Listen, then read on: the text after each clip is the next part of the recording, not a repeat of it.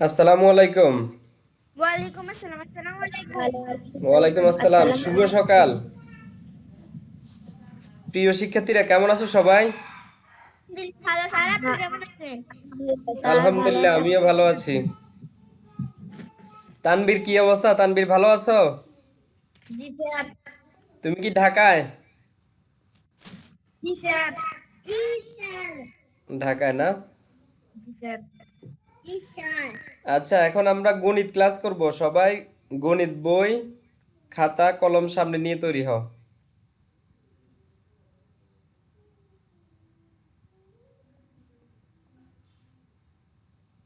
স্যারের স্ক্রিনটা দেখা যায়? জি স্যার।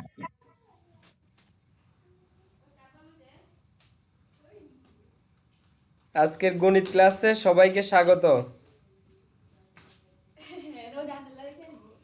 তোমাদের সাথে আছি আমি যথারীতি মোহাম্মদ জসিমউদ্দিন, সহকারী শিক্ষক, নারায়ণপুর সরকারি প্রাথমিক বিদ্যালয়, চৌদ্দগ্রাম, কুমিল্লা থেকে। আজকে ক্লাসের শুরুতেই আমরা ধন্যবাদ জানাবো মোসাম্মদ নুরানী বেগম, সহকারী শিক্ষক, তারাপুর সরকারি প্রাথমিক বিদ্যালয়, সুন্দরগঞ্জ, গাইবান্ধা। ম্যামের তৈরি চমৎকার কন্টেন্ট দিয়ে আজকে আমরা আমাদের ক্লাসটি চালাবো। আচ্ছা, গত ক্লাসে তো আমরা কি জেনেছিলাম? বলো তো, কে কে বলতে পারবা গত ক্লাসে কি কি পড়েছিলাম আমরা?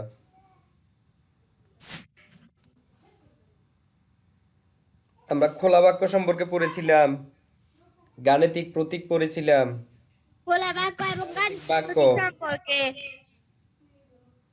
সম্পর্ক প্রতীক। আচ্ছা, এখন আমরা কেউ কি বলতে পারবো যোগ ও বিয়োগের মধ্যে সম্পর্ক কি? কে বলতে পারবা যোগ আর বিয়োগের মধ্যে কি সম্পর্ক? যোগ আর বিয়োগ কি একই জিনিস? মাত্রা যোগ হচ্ছে একত্র করা, হ্যাঁ, আর বিয়োগ কি? বাদ দেওয়া, বাদ দেওয়া। তাহলে দুইটার মধ্যে কি সম্পর্ক? আলাদা সম্পর্ক। আলাদা তো বুঝলাম, কি সম্পর্ক বলা যায়? ধরো একটা হচ্ছে পূর্ব, একটা হচ্ছে পশ্চিম, তাহলে দুইটা দুইটার কি বিপরীত না? জি স্যার। তাহলে আমরা সহজটা বললেই তো হয়, যোগ এবং বিয়োগের মধ্যে সম্পর্ক হচ্ছে কি বিপরীত সম্পর্ক, বিপরীতমুখী সম্পর্ক।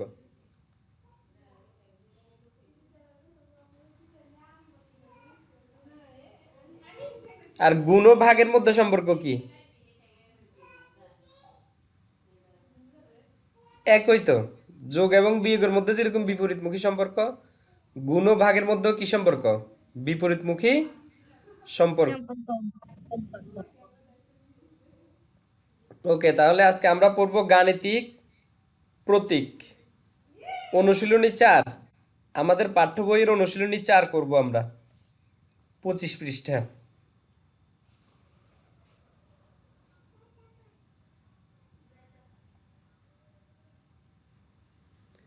দেখো, 25 পৃষ্ঠার প্রথম সমস্যাটা আমরা একটু দেখি। নিচের বাক্যগুলোকে গাণিতিক বাক্যে প্রকাশ করো এবং খোলা বাক্য ও গাণিতিক বাক্য শনাক্ত করো। দেখা যাচ্ছে তো? স্যারের স্ক্রিন তো ক্লিয়ার দেখা যায় নাকি?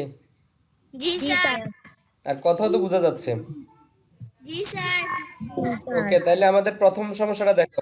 9কে 7 দ্বারা গুণ করলে গুণফল 80 হয়। হ্যাঁ, এটা হচ্ছে 1 নাম্বার। এখন এটা সমাধান আমরা করব। প্রথমে কি বলছে দেখো, বাক্যগুলোকে গাণিতিক বাক্যে প্রকাশ করো। তাইলে এটাকে গাণিতিক বাক্যে প্রকাশ করলে আমরা কি লিখতে পারি বলো তো? 9 গুণ 7 আর সমান গুণ 80। সমান 80। হ্যাঁ, এটা না গাণিতিক বাক্য হবে? জি স্যার। এরপরে গাণিতিক বাক্যটা আমরা কি করব? শনাক্ত করব এটা কি খোলা বাক্য, যে বাক্যটা লিখছি এটা কি খোলা বাক্য নাকি গাণিতিক বাক্য। আচ্ছা, আগে আমরা গাণিতিক বাক্যে প্রকাশ করি। 9 গুণ জি স্যার। 7 সমান 80। এখন এটা পরীক্ষা করার জন্য আমাদের কি করতে হবে?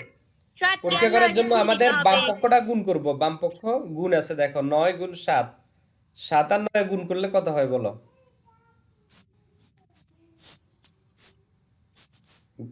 আমরা কি 7-এর নামটা জানি? 63 হয়, হ্যাঁ।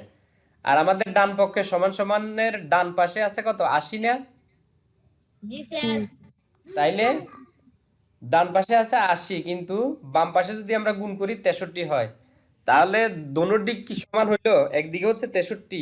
তাহলে বিষয়টা হয় এরকম, 63 সমান 80। কথাটা কি সত্য না মিথ্যা? মিথ্যে। মিথ্যা না? 63 সমান কি আবার 80 হয় নাকি? তাহলে আমরা কিন্তু এটা শনাক্ত করতে পারতেছি। এই যে বাক্যটা লিখলাম, বাক্যটা কি সত্য না মিথ্যা, এটা কিন্তু আমরা বুঝতে পারতেছি যে বাক্যটা মিথ্যা। জি স্যার। তাহলে এরকম যদি শনাক্ত করতে পারি সেটাকে আমরা কি বলি বলতো? গাণিতিক বাক্য। হ্যাঁ, গাণিতিক বাক্য। আর যদি এটা আমরা পরীক্ষা করে শনাক্ত করতে না পারতাম তাহলে এটা হয়ে যেত কি খোলা বাক্য। খোলা বাক্য। যেটা শনাক্ত করা যায় না সেটা হচ্ছে খোলা বাক্য, যেটা বোঝা যায়। আমরা সমাধান করলে বুঝবো এটা কি সত্য নাকি মিথ্যা। সত্য হইলেও সেটা গাণিতিক বাক্য, মিথ্যে হলেও সেটা গাণিতিক বাক্য। কিন্তু যখন আমি বুঝতেই পারবো না এটা কি সত্য না মিথ্যা, তখন সেটাকে বলে খোলা বাক্য। তাহলে খোলা বাক্য। আমাদের এটা কি, আমাদের এটাকে আমরা বলতে পারবো গাণিতিক বাক্য। এটি একটি গাণিতিক বাক্য। গাণিতিক বাক্য এবং এটি এটি মিথ্যা, একটি গাণিতিক বাক্য এবং এবং মিথ্যা। এটি হচ্ছে মিথ্যা। এবার 2 নাম্বার সমস্যাটা আমরা একটু দেখি। 42 থেকে ক বিয়োগ করলে 35 হয়। আচ্ছা, এটাকে যখন আমরা ইয়ে করব, বাক্য হিসেবে লিখবো, কিভাবে লিখতে পারি বলো তো? 42 বিয়োগ ক সমান 30 বিয়োগ ক 35। সমান 42 35। বিয়োগ ক সমান 35। আচ্ছা, এখন প্রশ্ন হচ্ছে এই বাক্যটা কি সত্য না মিথ্যা আমরা কি বুঝতে পারতেছি নি বলো? 42 থেকে তুমি ক বাদ দিলে হবে 35। তাহলে এই কথাটা কি সত্য নাকি মিথ্যা, কেউ কি বলতে পারবা? উত্তর দেওয়ার চেষ্টা করো। এই কথাটা কি সত্য নাকি মিথ্যা তুমি কি জানো?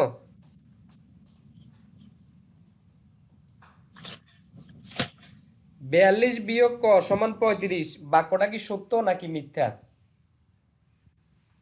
তোমরা বুঝতেছো কি না সেটা বলো, যে এটা বুঝতে পারতেছো না এটা সত্য না মিথ্যা, এটা কি বোঝা যায়?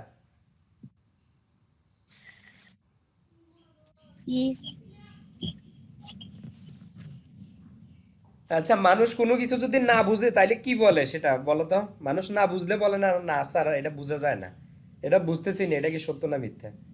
এটা না উত্তর, তাইলে এই উত্তরটা তোমরা দিতে পারতেছো না। 42 বিয়োগ ক সমান 35 এটা কি সত্য না মিথ্যা তুমি কি বুঝতে পারতেছো? আর বাক্যটা পরে সত্য। আন্তাজে আমরা উত্তর দিব না, আমি বলতেছি তুমি কি বুঝতে পারতেছো কি না, না পারলে বলবা স্যার আমি বুঝতে পারতেছি না, এটাই তো সহজ কথা। আর তুমি, বুঝতে তোমার পারতেছি কি আমি বলছি নিবে যে এটার উত্তর দিতেই হবে, এটা সত্য এটা মিথ্যা, তুমি না বুঝিও আন্তাজে একটা বলতে হবে, এরকম নাকি বিষয়, নাকি নাকি তুমি বলবা স্যার আমি না বুঝতেছি না। স্যার, আর বুঝতেছি না। হ্যাঁ, তো এটাই তো সহজ কথা, এটা তো বুঝার কথাও না। এটা তুমি না, পৃথিবীর কেউই বুঝবে না, এটা তো আমিও বুঝবো না। 42 বিয়োগ ক সমান 35 এটা কি সত্য না মিথ্যা, এটা কি আমার বোঝা সম্ভব? কোনোদিনও সম্ভব না। আর যেটা সম্ভব না সেটাই তো খোলা বাক্য। যেগুলো আমরা বুঝি না এটাই তো হচ্ছে খোলা বাক্য। আর এর আগের প্রথম যেটা আমরা বুঝেছি যেটা সত্য না মিথ্যা, সেটা ছিল কি গাণিতিক বাক্য। তাহলে এটা তো আমরা বুঝতেছি না, তাহলে এই সহজ কথাটা আমাদের উত্তর তো আসার কথা, সবাই একসাথে বলার কথা ছিল স্যার আমরা বুঝতেছি না, এটাই তো উত্তর। ঠিক আছে, তাহলে এটার উত্তর কি আমরা বুঝতেছি না, এটা কি সত্য না মিথ্যা এটা আমরা কি বুঝতেছি? না স্যার। না।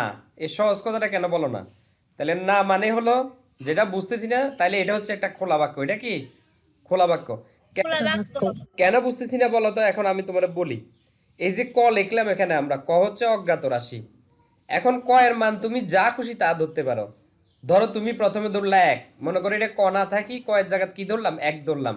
তাইলে এবার হ্যাঁ। করো তো দেখি, 42 বিয়োগ 1 সমান 35। 42 থেকে যদি 1 বাদ দিই তাহলে কত হবে?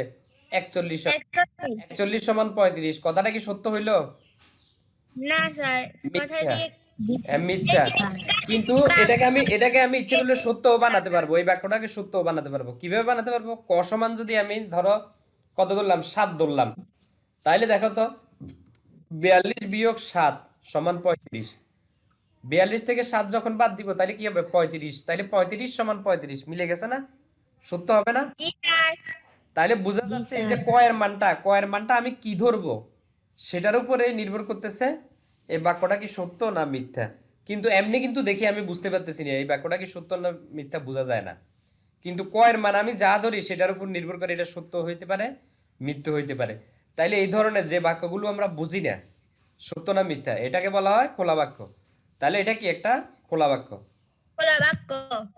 এটি একটি খোলা বাক্য, হ্যাঁ। খোলা এবারে 3 নাম্বারটা করব আমরা, দেখো 3 নাম্বার প্রশ্নটা দেখো। 120 কে 40 দ্বারা ভাগ করলে ভাগফল 3 হয়। তাহলে বাক্য লিখলে কি লিখবো? 120 ভাগ 40 সমান সমান 3। হ্যাঁ, এখন দেখো তো 120 কে 40 দিয়ে যদি আমরা ভাগ দেই কত হয় বলো তো?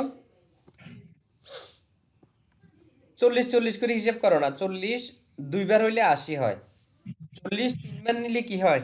120। তাহলে তো বোঝা যাচ্ছে 3। ঠিক আছে তো, তাহলে 120 কে 40 দিয়ে যখন আমরা ভাগ দিব 3 হবে। 3 হবে। পাশেও কত আছে? 3 আছে। তাহলে বোঝা যাচ্ছে এটা কি এ- খোলা বাক্য এ- নাকি গাণিতিক বাক্য বলো তো? গাণিতিক বুঝতে বাক্য। পারতেছি, হ্যাঁ এটা কিন্তু বুঝতে পারতেছি যে এটার এই বাক্যটা কি সত্য না মিথ্যা, আমরা কি দেখেই বুঝতে পারতেছি সত্য হোক বা মিথ্যা হোক। এটি গাণিতিক বাক্য তাহলে এটা একটি এবং গাণিতিক এটি বাক্য এবং এটি সত্য হচ্ছে সত্য। গাণিতিক বাক্য এবং এবং এটি সত্য। সত্য।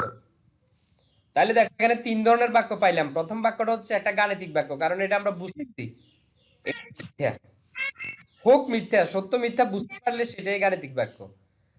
2 নাম্বারে কিন্তু আমরা বুঝতেই পারতেছি না এটা কি সত্য না মিথ্যা, আমি নিজে তো বুঝতেছি না। ক কি কোনো সংখ্যায় না, এটা হচ্ছে একটা অক্ষর, এখন আমি কি হবে সেটাই তো বুঝতেছি না। তাইলে এরকম যদি দ্বিধাদ্বন্দ্ব থাকে আমি নিজেই বুঝি না, তাইলে সেটা হচ্ছে খোলা বাক্য। আর 3 নাম্বারটা দেখো, 3 নাম্বারটা হচ্ছে আমি ভাগ করছি, ভাগ করে আমি বুঝতে পারতেছি যে এটা কি সত্য, তাহলে এটা সত্য। গাণিতিক বাক্য এবং এটি সত্য। সত্য। কি জি স্যার। তানবীর আছো? তানবীর কি আছে? স্যার নাই মনে হয়। আচ্ছা, হয়তো নেট সমস্যা মনে হয়, লিভ নিছে। আচ্ছা ঠিক আছে, তাইলে ইশরাত আছে আমাদের সাথে না? জি স্যার। হ্যাঁ ইশরাত, বুঝতেছো? বোঝা যায়?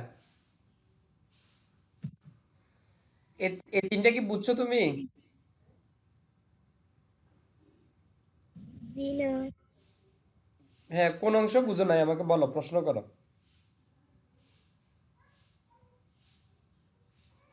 কোনটা বুঝো না? স্যার আটা কত নাম্বার?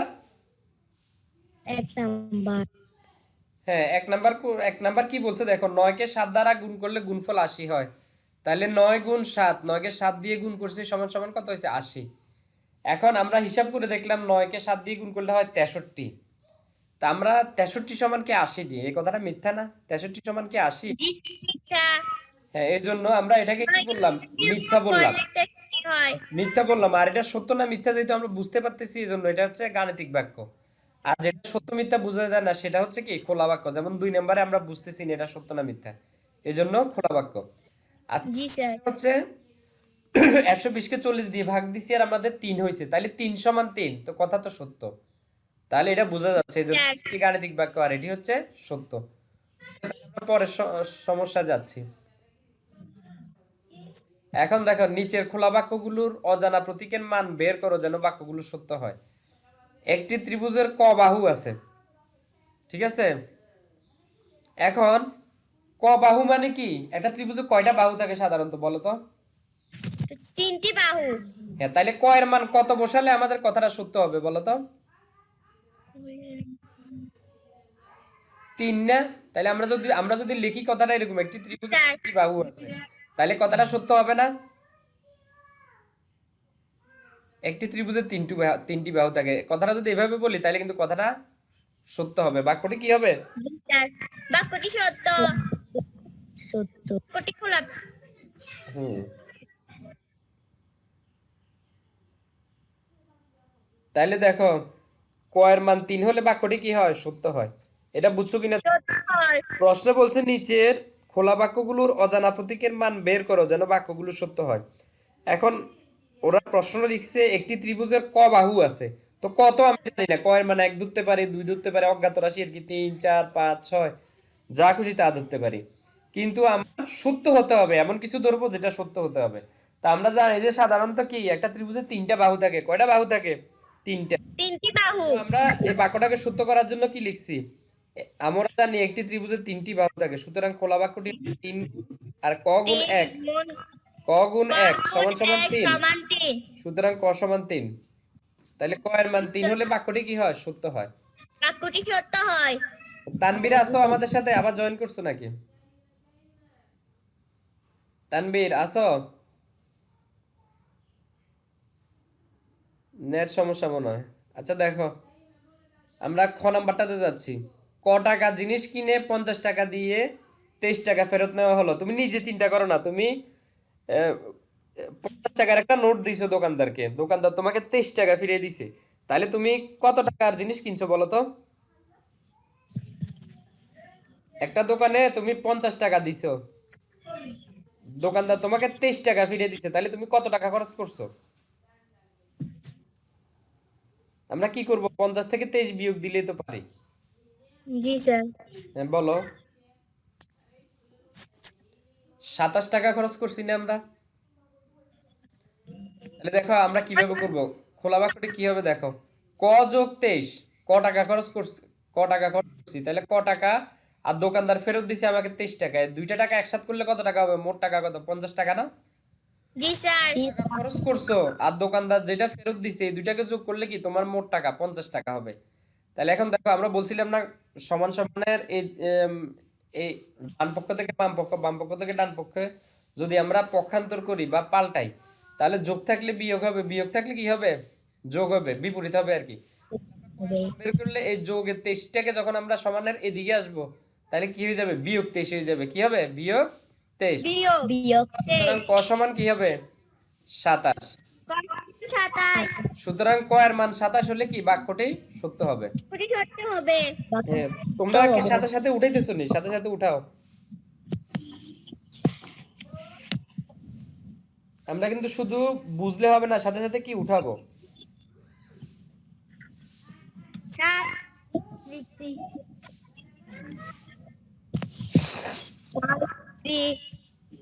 লিখছো? জি স্যার। এবারে আমরা কি করব দেখো, 3 নাম্বার, বর্গাকৃতির কিছু কাগজ আছে যার একটি বাহুর দৈর্ঘ্য ক সেন্টিমিটার। এরপর কি বলছে দেখো, বর্গাকৃতি কাগজটির পরিসীমা কত। এখন আমাদের আগে পরিসীমার সূত্র জানতে হবে। লেখো তোমরা, আমি বলতেছি। আমরা জানি বর্গের পরিসীমা সমান বর্গের 4 বাহুর যোগফল। এটা কিন্তু সূত্র, এটা জেনে নিব আমরা। বর্গের পরিসীমা হচ্ছে বর্গের 4 বাহুর যোগফল। এখন আমাদের প্রশ্নে কি বলছে, বর্গাকৃতি কিছু কাগজ আছে যার একটি বাহুর দৈর্ঘ্য ক সেন্টিমিটার। তাহলে পরিসীমা বের করতে হলে 4 বাহুর দৈর্ঘ্য মানে কি 4টা ককে যোগ করতে হবে। বর্গাকৃতির কাগজের এক বাহুর দৈর্ঘ্য ক সেন্টিমিটার, তাহলে বর্গাকৃতির কাগজটির পরিসীমা আবার 4টা ককে যোগ করতে হবে। ঠিক আছে, 4 ক সেন্টিমিটার। এতটুকু বুঝছো কিনা দেখো, একেবারে সহজ। স্যার এটা একটু আবার বুঝান। হ্যাঁ, এখানে বলছে দেখো, বর্গাকৃতির কিছু কাগজ আছে যার একটি বাহুর দৈর্ঘ্য হচ্ছে ক সেন্টিমিটার। এখন বলছে বর্গাকৃতি কাগজটির পরিসীমা কত। তাহলে বর্গের পরিসীমা, এই সূত্রটা আমরা জানবো, এটা শিখে নিব, এটা আমার জানা লাগবে। বর্গের পরিসীমা হচ্ছে বর্গের 4 বাহুর যোগফল। আমরা জানি একটা বর্গক্ষেত্রে কয়টা বাহু থাকে? 4টা বাহু থাকে না? চার বাহু হ্যাঁ, এই 4টা বাহুকে যখন যোগ করব চারটা সেটাকে বলা বাহু হয় কি? থাকে। সেটাকে বলা হয় বর্গের পরিসীমা। এখন দেখো, একটা বাহু যদি ক বর্গাকৃতি। দেওয়া থাকে, তাহলে 4 বাহুর যোগফল মানে হলো কি 4টা ককে যোগ করা না?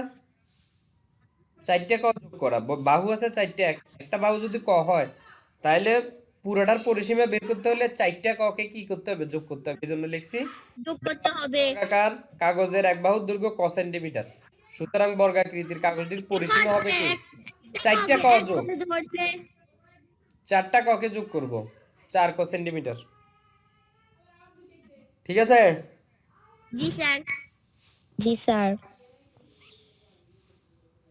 আচ্ছা, এরপরে কি বলছে দেখি, এরকম 3টি বর্গাকৃতি কাগজের মোট ক্ষেত্রফল কত? 3টার কথা বলছে। আমরা জানি বর্গক্ষেত্রের ক্ষেত্রফল, এটা কিন্তু সূত্র, এটাও সূত্র, এটা জানতে হবে। আমরা জানি দিয়ে আমরা যারা যা লিখি সেটা হচ্ছে সূত্র, এগুলো আমাদের মুখস্থ করতে হবে। কি করতে হবে? মুখস্থ করতে সূত্র হবে। তো আর আমরা বানাবো না, সূত্র আমরা মুখস্থ করবো। আমরা জানি দিয়ে যে অংশটা লিখি, এটা হচ্ছে সবসময় মনে রাখবা মুখস্থ, এটা আমরা জানবো, জেনে রাখবো। তাহলে বর্গক্ষেত্রের ক্ষেত্রফল হচ্ছে কি বাহু গুণ বাহু বর্গ সেন্টিমিটার। তাহলে আমাদের এখানে বাহু দেওয়া আছে কি ক সেন্টিমিটার না? জি স্যার। তাহলে ক গুণ ক বর্গ সেন্টিমিটার। একটি বর্গাকৃতি কাগজের ক্ষেত্রফল হচ্ছে ক গুণ ক বর্গ সেন্টিমিটার। তাহলে ক আর ক গুণ করলে এটাকে আমরা বলি ক স্কয়ার বলি। ঠিক আছে? জি স্যার।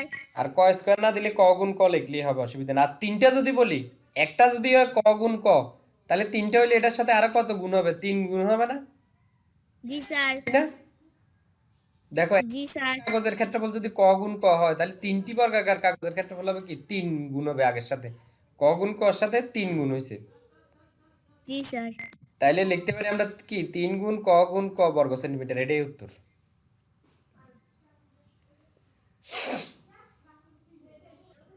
আমরা উচ্চতর শ্রেণীতে উঠবো, যখন আমরা 6 7 উঠবো, ওই সময় আমরা স্কোয়ার ব্যবহার করব। এরকম ক গুণ ক যদি থাকতো, আমরা ক একটা মাথার উপরে স্কোয়ার বলে এটাকে, স্কোয়ার ব্যবহার করব। আমাদের এই শ্রেণীগুলোতে স্কোয়ারের ব্যবহার নেই। আমরা লিখবো 3 গুণ ক গুণ ক। ঠিক আছে? জি স্যার। লিখে শেষ হলে বলবা। জি স্যার লিখছি। স্যার লিখছি। ওকে, আমরা এখন দেখো গাণিতিক বাক্য সত্য করার জন্য ক এর মান নির্ণয় করো। আবার ওই আগের মতো বাক্যগুলো যাতে সত্য হয় এটার জন্য, যেমন ক এর মান কত বসালে 15 হবে বলো তো? চিন্তা করে দেখো, ক এর জায়গাতে এখানে কত বসাইতাম যদি আমরা, তাইলে বাক্যটা সত্য হইতো, মানে 15 হইতো। আমাদের 9 আছে, কত হইলে 15 হয় এটা চিন্তা করলে হবে। 9 আছে আর কত হইলে 15 হবে? 6 আর 9 থাকলে। 6 হইলে না? 6 হইলে, হ্যাঁ, 6 তাইলে এখানে কি থাকলে। বসাবো আমরা? 6। জি স্যার। বা আমরা 6 বসালে। 9 কে যখন এদিকে এনে বিয়োগ দিব, ওই একই কথা। ক সমান কি হয় দেখো তো? 6। 6। তাহলে ক এর মান যদি 6 হয়, তাহলে বাক্যটা সত্য হবে। ঠিক আছে? জি স্যার। 2 নাম্বারটা দেখো। 2 নাম্বারটা, ক এর মান কত হলে 25 হবে? ঠিক আছে নি? এখন এটার ক্ষেত্রে আমরা কি কি করব দেখো, ক এদিকে থাকবে আর সমান, সমানের ওইদিকে নিয়ে যাব, বিয়োগ স্যার সমানের ককে। এদিকে আনলে যোগ স্যার 12 হয়ে ককে যাবে। 13 ধরলে 25 হবে। না, 13 ধরলে হবে না তো। 13 যদি ধরো, দেখো তো 13 ধরছো মনে করো, তো 13 থেকে 12 বিয়োগ দিলে কি 25 হয়? হবে নি? এখানে বিয়োগ চিহ্ন না, না স্যার। এটাতে না যোগ চিহ্ন ছিল, এই জন্য ওইভাবে করছো। এখন কিন্তু বিয়োগ, বিয়োগ হলে আরেক রকম দেখো। বিয়োগ হলে এই যে বিয়োগ 12 আছে, বিয়োগ এদিকে চলে আসবে, হয়ে যাবে কি যোগের 12। তাহলে 12 যোগ করলে যেটা হবে সেটা দেখো, বা ক সমান হবে 37। এখন দেখো তো, 37 যদি আমরা এখানে বসে দিলাম, 37 বিয়োগ 12, 37 থেকে 12 বাদ দিলে কি হবে? 25 হয় না? কিন্তু জি স্যার। 13 হলে কিন্তু হবে না, দেখো। তাহলে ভুল করছো কিন্তু, এই জন্য বুঝতে হবে। যদি এদিকে যোগ থাকে, তাইলে আমরা বিয়োগ করব, 15 থেকে 9 বিয়োগ।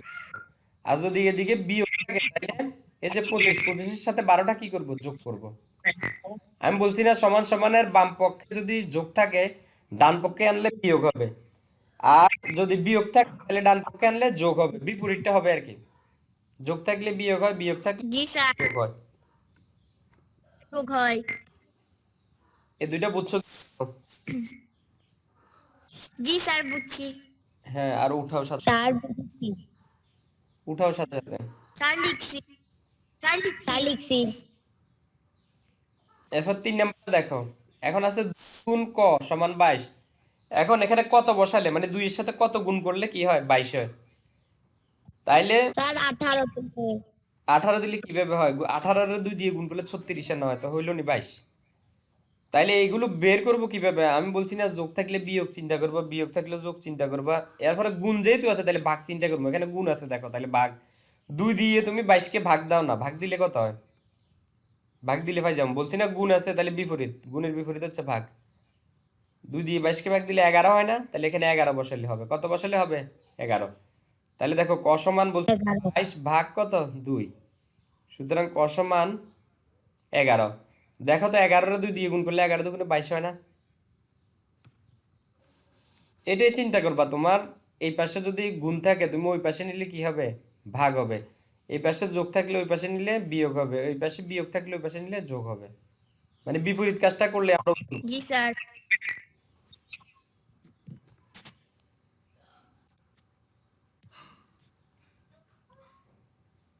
আমরা এই সমস্যাগুলো সমাধান করার জন্য কি বিপরীত কাজটা করব। এরপরে দেখো 4 নাম্বারটা কি করতেছি দেখো। এখানেও আছে কি ক ভাগ 8 সমান 7। তাইলে আমরা কি করব, এই যে ভাগ আছে তাইলে ভাগ হইলে আমরা কি দিব, গুণ দিব, গুণ দিলে পেয়ে যাব। ঠিক আছে, কি দিব, 7 কে আমরা 8 দিয়ে গুণ দিব।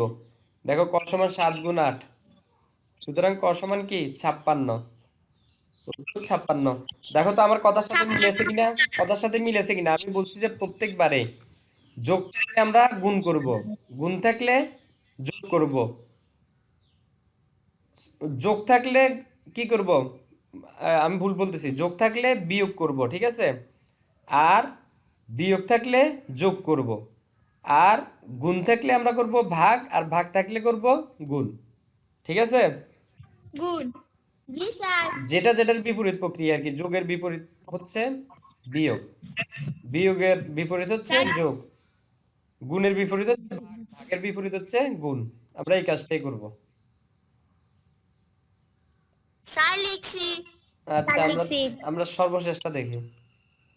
এখানে কিন্তু আবার ব্র্যাকেট শো আছে, তাহলে ব্র্যাকেট থাকলে আমাদের নিয়ম তো মনে আছে, ব্র্যাকেট থাকলে আমরা ব্র্যাকেটের ভিতরে কাজটা আগে করতে হয়। ঠিক আছে, তাহলে 8 যোগ ক, 8 আর ক কি করব, যোগ করব। 8 আর কত যোগ করা যায় না, যেভাবে আছে সেভাবেই থাকবে। তাহলে ব্র্যাকেটটা উঠিয়ে দিই আমরা, 8।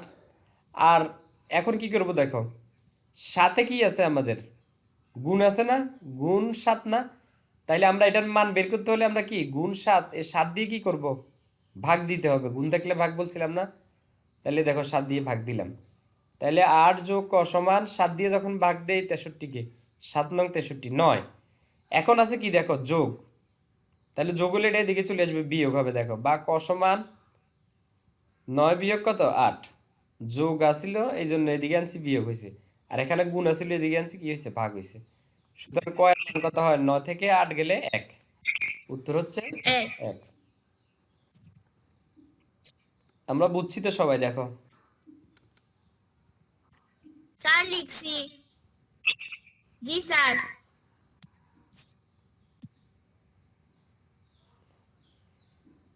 স্যার লিখছি। লিখছো, এবার জি স্যার। দেখি আমাদের 6 নাম্বার, ক বিয়োগ 4 ভাগ 6 সমান কত 6।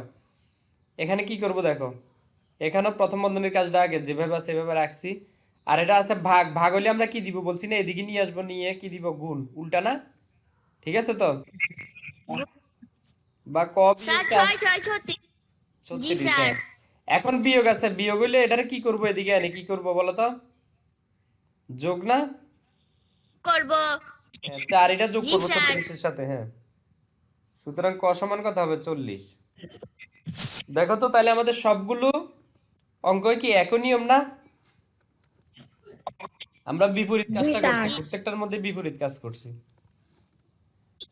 এটা কিন্তু 6 নাম্বার, এখানে নাম্বারটা ভুল আছে, এটা কিন্তু 6 নাম্বার হবে। কত নাম্বার, 6।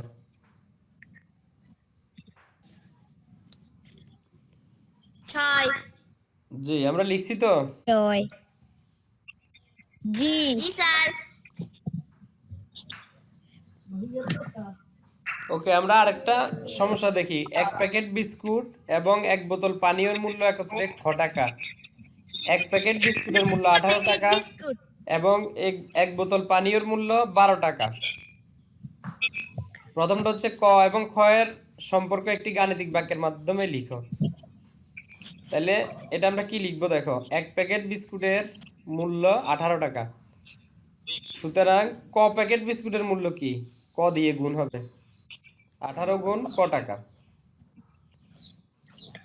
গাণিতিক বাক্য, ক গুণ 18 যোগ 12 সমান কত, খ। লেখো সবাই এতটুকু।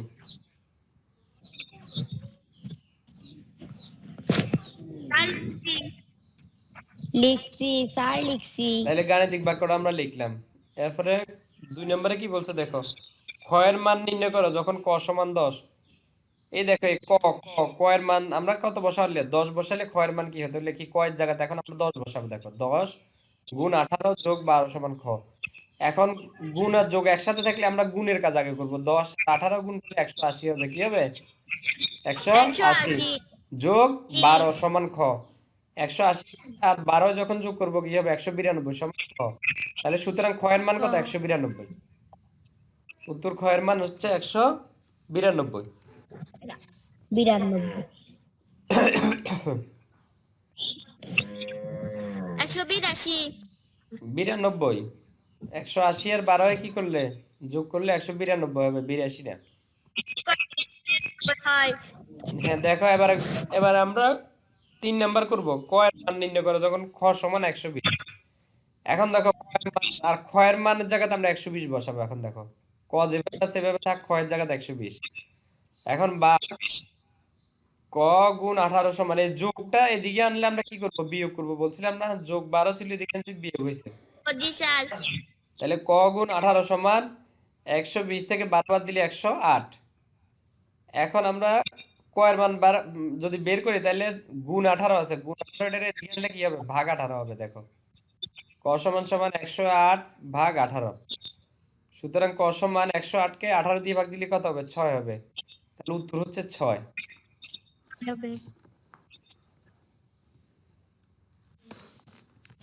আমরা বুঝেছি তো নাকি? জি স্যার। জি স্যার। আচ্ছা, তাইলে আমরা এই পর্যন্ত যতগুলো সমস্যা সমাধান করলাম সবগুলো কি বুঝতে পেরেছি? জি স্যার। তাহলে আমাদের অনুশীলনী 4 কিন্তু শেষ। অনুশীলনী 4 এর সবগুলো সমস্যার সমাধান আমরা করেছি।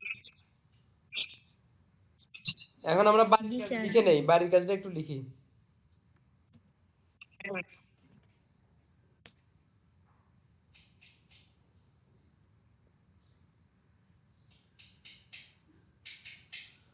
এগুলো কি সবগুলো? যে সবগুলো বাড়িতে করার চেষ্টা করবা। এগুলো আমরা করাইছি তো, করানোগুলো থেকেই দিছি। দেখো এই অঙ্কগুলো আমরা সবগুলোই করছি করছি না আজকে এগুলো আমরা জি স্যার। থেকেই আমরা কয়টা বাড়ির কাজ দিলাম, মানে তোমরা নিজেরা আবার করবা বাড়িতে এগুলো। স্যার লিখছি। ওকে, স্যার লিখছি।